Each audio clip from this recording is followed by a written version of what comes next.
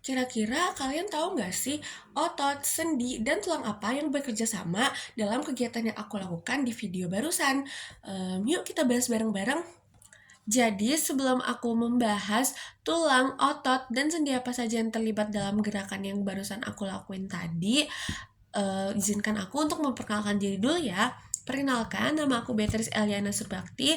Aku dari Fakultas Ilmu Kesehatan, Program Studi Ilmu Keperawatan, Universitas Brawijaya, dan aku dari kelas 2R1 dengan NIM 25517017071111069. Di sini, aku akan membuat video edukasi dengan tujuan untuk membantu nilai praktikum anatomi aku. Jangan lupa disimak ya. Dah. Jadi di video kali ini aku bakal ngejelasin ke kalian semua tentang anatomi dari ketiga gerakan yang barusan aku lakuin. Gerakan ini tuh dilakuin setiap hari sama aku dan tentunya juga sama kalian semua karena ini termasuk kegiatan sehari-hari kita. Yang pertama itu naik tangga, yang kedua berjalan, dan yang terakhir itu ada duduk. Jadi kegiatan ini memang mungkin kelihatannya simpel, namun dibalik itu ada banyak struktur di dalam tubuh kita yang bekerja sama untuk menjalankan fungsinya. Nah, makanya itu sekarang aku mau bahas itu satu persatu. Yuk kita bahas bareng-bareng. Nah, yang pertama kita bahas itu adalah pas aku naik tangga tadi. Nah, saat naik tangga, tubuh kita itu kan harus melawan gravitasi untuk bergerak ke atas. Jadi wajar banget kalau banyak otot, sendi, dan tulang yang bekerja sama dalam kegiatan naik tangga itu. Nah, makanya sekarang kita mau bahas itu satu persatu. Yuk kita bahas. Nah, yang pertama itu kita bahas tulang apa saja yang bekerja saat kita naik tangga. Yang pertama itu ada os femur atau tulang paha. Nah, tulang ini merupakan tulang terpanjang dan terkuat yang ada di tubuh kita. Jadi dia itu merupakan penghubung utama antara panggul dan lutut kita. Jadi semua gaya dorong kita saat naik tangga itu pasti melewati tulang os femur ini. Nih tulang os femur tuh kayak gini. Nah, selanjutnya itu ada tulang os tibia. Os tibia itu berada di tungkai bawah kaki kita. Dia itu tulang yang menanggung tekanan terbesar setiap kaki kita itu menapak di tangga. Jadi setiap kita habis naik, terus habis itu kan napak ya. Kan naik, terus napak, itu tuh yang nanggung beban terberatnya itu adalah tulang os tibia. Lanjut, oh ya, nih os tibia kayak gini tulangnya. Lanjut, itu ada tulang os fibula. Nah, os fibula itu berada di sampingnya os tibia, nih kayak gini. Nah, fungsinya os fibula itu buat apa? Buat menjaga pergelangan kaki kita supaya tetap stabil saat kita melakukan gerakan naik tangga. Nah, tulang selanjutnya yang bekerja saat kita naik tangga itu ada namanya os patella atau tulang yang ada di tempurung lutut kita. Nah, fungsinya itu buat menjaga sendi lutut kita dari tekanan besar pas kita lagi mau naik tangga. Kan pertama kalau mau naik tangga pas mau melangkahkan kaki kan pasti ketekuk kan lutut kita. Nah, terus habis itu pas kita napakin lagi itu kan lurus lagi. Nah, itu prosesnya kan lumayan cepat dan mungkin tekanannya besar juga ya. Jadi gunanya tulang itu buat ngelindungin sendi lutut kita supaya nggak kenapa-napa. Nah, gambarnya kayak gini. Ini tulang os patella.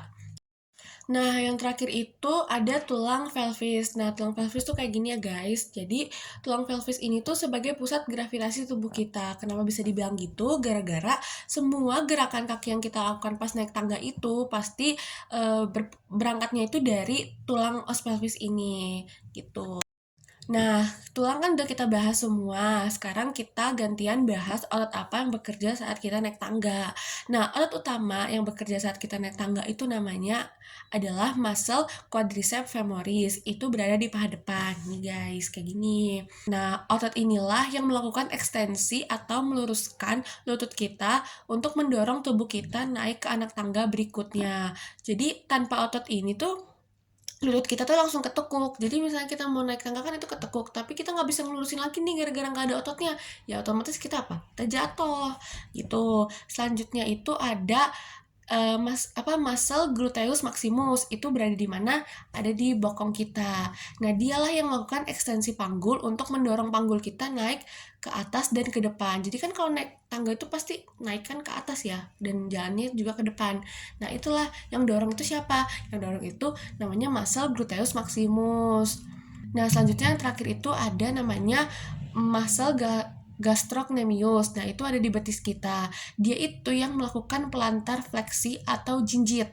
Nah, pas kita jinjit itu, muscle gastrocnemius itu memberikan dorongan terakhir saat ujung kaki meninggalkan anak tangga. Jadi kan yang depan itu udah naik ke atas tangga satunya. Nah, yang belakang ini kan mau pindah juga buat ngikutin yang depan ini. Jadi pas mau langkah terakhir kan agak jinjit gitu ya. Nah, itu yang bekerja siapa? Otot M. gastrocnemius gitu. Oh iya, ini gambarnya. Jadi, karena kita udah selesai bahas tulang sama otot, nah yang terakhir yang kita bahas adalah sendi. Sendi apa sih yang bekerja saat kita naik tangga? Nah, yang pertama itu ada articulatio genu atau sendi yang ada di lutut kita.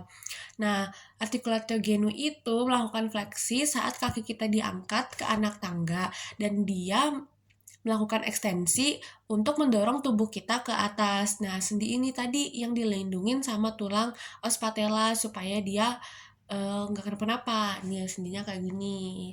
Tuh. Nah, selanjutnya ada articulatio coccyx atau sendi panggul.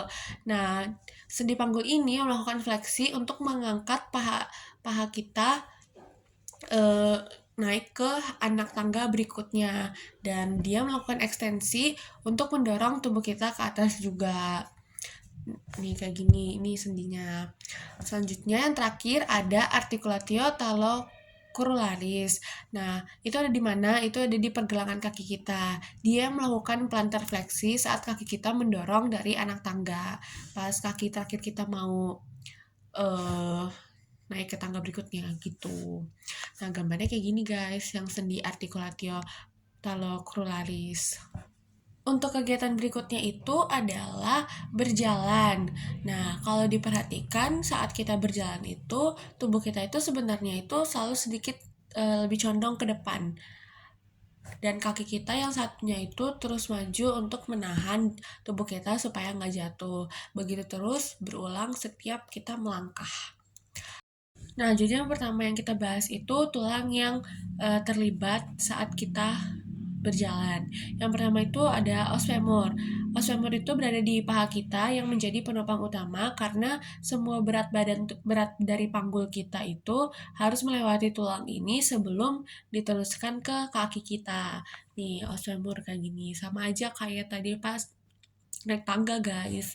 Lalu os tibia. Nah, os tibia itu berada di tungkai bawah kita yang langsung menanggung semua tekanan terbesar saat setiap kali kita menapak gitu, kakinya napak di lantai di jalan yang kita jalanin. Nah, gambarnya kayak gini. Inilah os tibia. Lanjut ada os fibula. Nah, os fibula itu ada di sampingnya os tibia kayak gini. Nah, dia yang bertugas menjaga pergelangan kaki kita supaya tetap stabil dan kita gak mudah kayak oleng gitu ke samping atau jatuh. Nah, lanjut kalau saat jalan ini ada tulang tambahan, nggak sama persis kayak pas kita naik tangga tadi. Nah, namanya itu os talus. Nah, os talus itu yang menjadi penghubung antara kaki dengan tungkai bawah kaki kita. Jadi setiap kali tumit kita itu menyentuh lantai atau jalan yang kita jalani itu, seluruh berat tubuh kita itu melewati tulang os talus. Dan yang terakhir ada os metatarsal. Nah, dia itu ada di telapak kaki kita. Dia yang menjadi tumpuan saat kita mendorong kaki kita melangkah. Nih, os metatarsal. Selanjutnya, karena kita udah bahas tulang, kita beralih ke otot. Otot apa sih yang bekerja saat kita berjalan?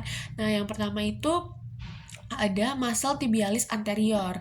Dia itu berada di depan tulang kering kita dan dia itu melakukan dorsofleksi atau mengangkat ujung kaki kita agar tidak terseret ke tanah saat kaki kita diayunkan ke depan. Jadi kan kalau kita jalan juga kan pasti nggak mungkin begini-begini kan guys, pasti jalan kayak agak diangkat gitu loh kakinya supaya dia bisa jalan ke depan gitu kan. Nah, itu otot apa yang bekerja? Yaitu tadi muscle tibialis anterior nih, kayak gini. Selanjutnya ada muscle hamstring. Nah, dia itu ada di mana? Ada di paha belakang kita. Dia yang melakukan fleksi lutut saat kaki kita diayunkan maju ke depan. Nih, muscle hamstringnya. Kemudian ada muscle quadricep. Nah, itu dia melakukan ekstensi lutut saat tumit kita itu menyentuh menyentuh lantai supaya kaki kita itu bisa menopang berat tubuh kita. Nah, ini gambarnya. Selanjutnya ada muscle gluteus maximus, itu yang tadi ada di bokong kita. Dia yang melakukan ekstensi panggul untuk mendorong paha kita ke belakang dan menghasilkan langkah yang maju. Tuh, di M. gluteus maximus. Selanjutnya ada muscle erector spinae. Nah, jadi tuh dia ada di sepanjang tulang belakang kita yang menjaga postur tubuh kita supaya kita pas jalan tuh tetap tegak, nggak bungkuk gitu. Nah, itulah M. erector spinae. Nah, jadi karena kita udah bahas tulang dan otot, yang terakhir kita akan membahas sendinya. Sendi apa yang terlibat dalam gerakan kalau misalnya kita berjalan. Nah, cukup banyak ya sendinya. Yang pertama itu ada articulatio coccygeae. Nah, atau sendi panggul. Dia itu melakukan fleksi dan ekstensi secara bergantian. Seperti ini. Jadi fleksi itu saat paha kita diayun ke depan dan ekstensi saat paha kita didorong ke belakang. Selanjutnya ada namanya articulatio genu atau sendi lutut. Nah, dia yang melakukan fleksi saat kaki kita diayun dan ekstensi saat kaki kita menapak di lantai. Ini kayak gini ya sendinya.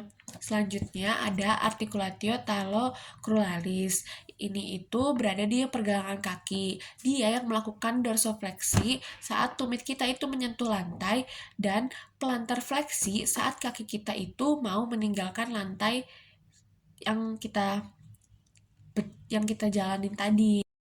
Nah, selanjutnya itu ada sendi yang berada di bawah articulatio talocruralis, yaitu sendi articulatio subtalar. Nah, dia itu yang melakukan inversi dan eversi untuk membantu kaki kita menyesuaikan permukaan lantai yang kita pijak gitu. Nah, sendi inilah yang bekerja saat kita jalan di permukaan lantai yang tidak rata supaya kaki kita tetap stabil. Nah, sendinya kayak gini ya guys. Nah, yang terakhir itu ada namanya sendi articulationis metatarsophalangae. Nah, dialah yang melakukan ekstensi saat jari-jari kaki kita mendorong lantai di setiap akhir langkah kita. Nah, ini sendinya. Nah, karena aku udah bahas tulang, sendi, otot yang bekerja sama dalam kegiatan berjalan, selanjutnya yang terakhir aku bakal bahas dalam kegiatan duduk. Nah, mungkin memang dari kedua itu kelihatannya duduk itu yang paling mudah. Tapi kalau misalnya kita duduknya pelan-pelan kayak semi-semi mau squat, itu pasti kan kayak kerasa banget ya otot kita itu harus bekerja keras supaya menahan tubuh kita biar nggak langsung dubrak gitu jatuh ke kursi. Nah, sekarang kita bahas ya. Yang pertama kita bahas tulangnya dulu. Nah, tulang yang terlibat dalam gerakan duduk itu ada namanya os isium. Nah, atau tulang duduk. Yaitu bagian bawah dari os pelvis nih, kayak gini, yang menjadi tumpuan utama berat tubuh kita saat sudah dalam posisi duduk. Jadi dia yang menumpuk gitu. Terus ada os femur. Nah, os femur ini juga terlibat karena apa? Karena posisinya itu berubah yang tadinya dari vertikal saat berdiri menjadi horizontal gitu saat kita duduk. Nah, ini os femur. Nah, selanjutnya yang terakhir ada os vertebra lumbalis, yaitu tulang punggung bawah kita, guys, yang harus menopang berat seluruh tubuh kita dari bagian atas gitu.